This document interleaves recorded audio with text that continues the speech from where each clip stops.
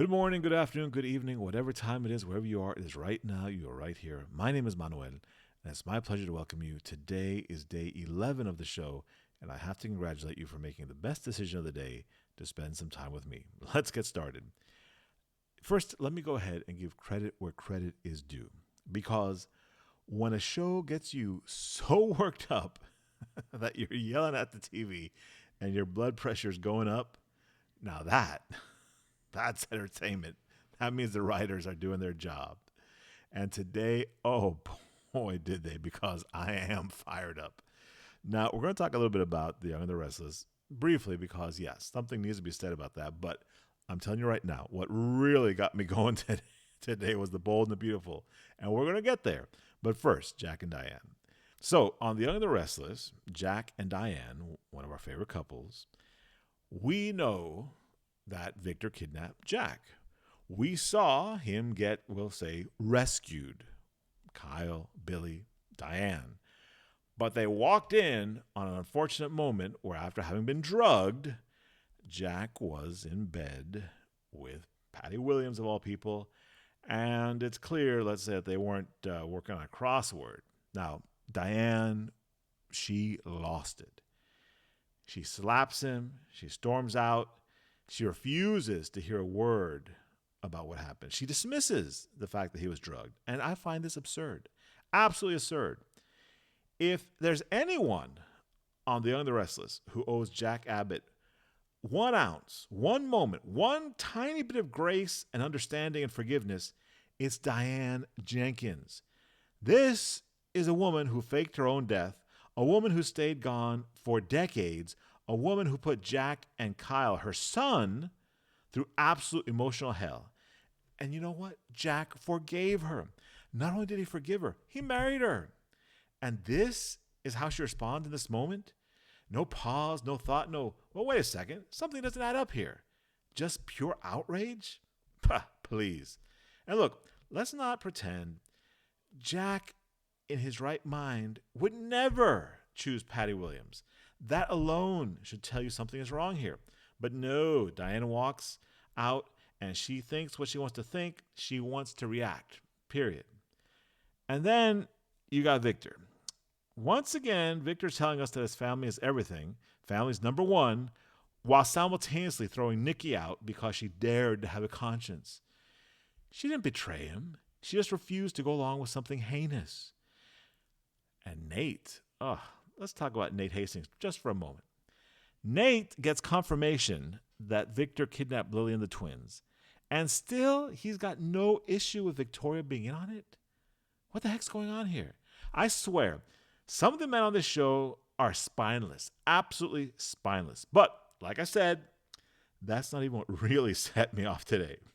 Because over on The Bold and the Beautiful, oh boy, oh man, Will freaking Spencer.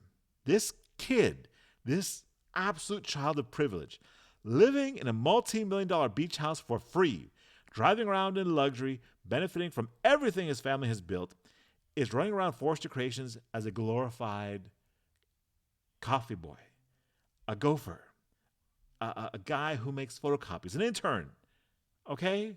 And that's fine. I'm not disparaging any of that, I swear. If you want to earn your way that way, if you want to earn a living that way, that is perfectly fine. But I don't think it's part of the job description to turn your back on your family. You see, we got Will going to Ridge and groveling, sniveling, practically begging to stay, talking about how disgusted he is with his own parents. What are you talking about, man? The nerve, the absolute nerve. Bill and Katie did nothing wrong, all right? Eric chose to go to Logan. He offered himself. Why? Because Ridge pushed him out. Even Ridge admits that at this point. So Katie and Bill gave Eric a place to work. They respected him, and they paid him very well, as you know. So those designs belong to Logan, period. And for anyone to sit there and say they were stolen, no. Bill's right. You can't steal what you paid for. Bill is 100% right. And yet here's Will betraying his own family so he can hang around Forrester? Why? We know why. It's not about morality. It's not about his high ideals. It's not about principle. And it's not about wanting to be around the genius of Ridge Forrester or Eric Forrester. No, no, no, no. It's about Electra, period. He chose a girl over his own family. And for that, he's willing to take abuse from RJ, who treats him like dirt, who you know is going to make his life miserable every single day. And he's okay with that just so he can be around Electra, who, by the way, is not giving him any grace. So we see that Will Spencer has no loyalty, none. Let me tell you something. If I were Bill, I'm done. I'd tell him, son, you don't want to be associated with my money? You're disgusted by how I made it? All right, fine. Give me the keys to the beach house. Give me the keys to your car, and any kind of allowance, it's gone. Go ahead. Go live on the pennies that the Forresters throw at you. Go be their trained monkey full time. Let's see how long those principles last then. Because what we're seeing here is not integrity, it's ingratitude. Pure, unfiltered ingratitude. And honestly, as insufferable as RJ can be, Will Spencer might actually be worse right now.